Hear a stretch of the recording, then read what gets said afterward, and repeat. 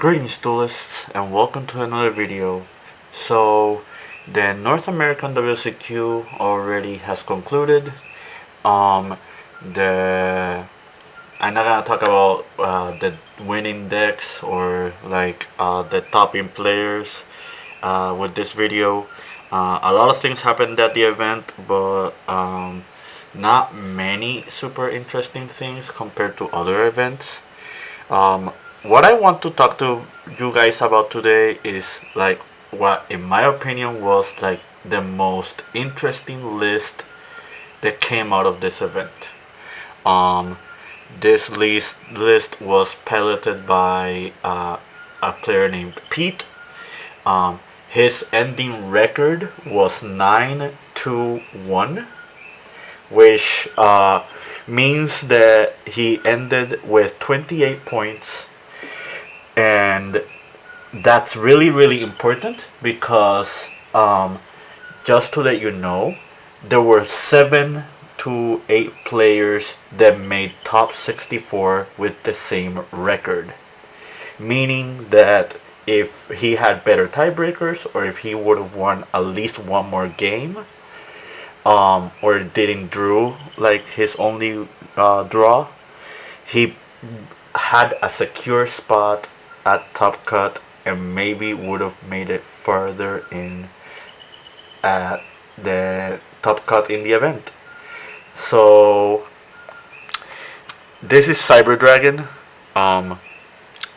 For people who are already familiar with this deck, or for those who are unfamiliar, this deck has been seen play here and there, but it was never really like a meta contender. However, seeing this list kind of goes back to something I brought up in older videos, and how player knowledge is super important in this format, and how you can be very rewarded if you do really proper deck building. So shoutouts to One Rocky Boy. He's one of my watchers. He knows a lot about Cyber Dragon. I talked to him a little bit about this, and there are a few things that he brought up that kinda made me want to make this video. So as of recent, we've received a few tools that really adapted Cyber Dragons to a level that it could be played more than not. For example, Duality and Azalea came out in the most recent Battles of Legends set, and those are two cards that really help this deck. Another card that was not seen play before regularly was Therion King Regulus. This is another card that people have experimented in Cyber Dragons, but it's also being played now, that also helps adapt the deck. Clockwork Knight is another really good tool that Standard Cyber Dragons received as of recent. And yeah, if this list at first glance looks like a very big mess, but the more you analyze it and the more you see every single card that is in here, you kind of notice that it makes perfect sense. One example I can give you is the Electromagnetic Turtle. This card is here basically because if your opponent tries to make you go first and you're playing Cyber Dragon, you have a card that you can tutor with Repair Plant, which I forgot to add in here. Cyber Repair Plant, and it's basically a light machine target for Cyber Repair Plant to make it so you get avoided being OTK'd, and it also plays around Evenly Match. That's one example I can give you. The Kaijus are kind of obvious. It's another Repair Plant target, and it's just a kaiju. Like, you know, it helps just contest with your opponent's boards. The Cyber Dark Realm is basically for Cyber Dark Chimera, and Cyber Dark Chimera basically is here to grab Power Bond and just secure an OTK like on the spot. In the past, this play was not really consistent. It was not really good because your opponent just had way too many interruptions or way too many like tools that could play around this. But in a format like this one, where a lot of people are making softer boards, not many people are like vigilant on like players going second and just straight up OTKing or just breaking boards in general. I feel like this strategy with Chimera is really strong and can just secure a lot of games if uncontested. The Gizmer Yara is here because basically it has this effect, like the last effect here in the text. I'm not gonna read it out loud. If you play competitively, you know what this means. Let's talk about Infernal Reckless Summon. It's super easy to set up with this card, and if you just resolve this card and your opponent doesn't stop you, like it's pretty much game. You're getting so much advantage out of this. But yeah, like, and remember it shares the name of whatever you summon, so it pretty much works like machine duplication.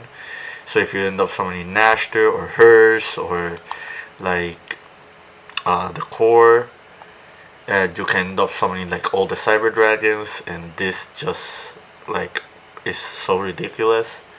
The Dogmatica Fleur de Lis is here because you can duality this into like Red Eyes Dark Dragoon, which is also ridiculous.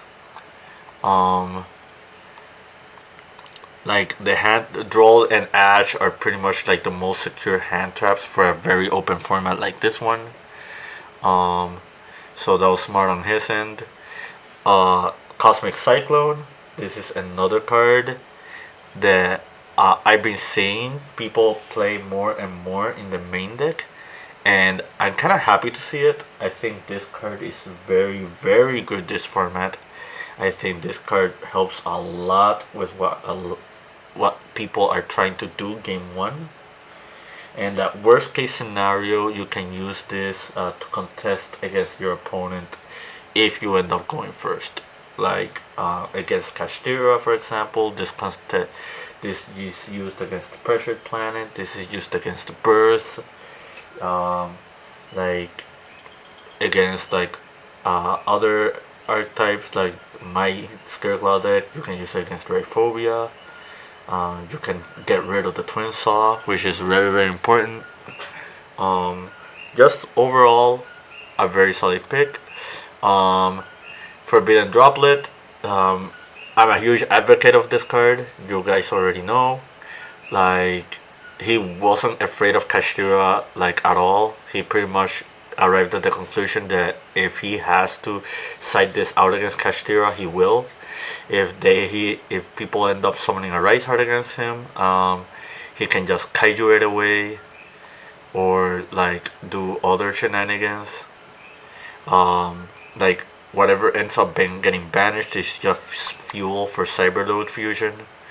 So that's another thing he could do, like just to contest the board.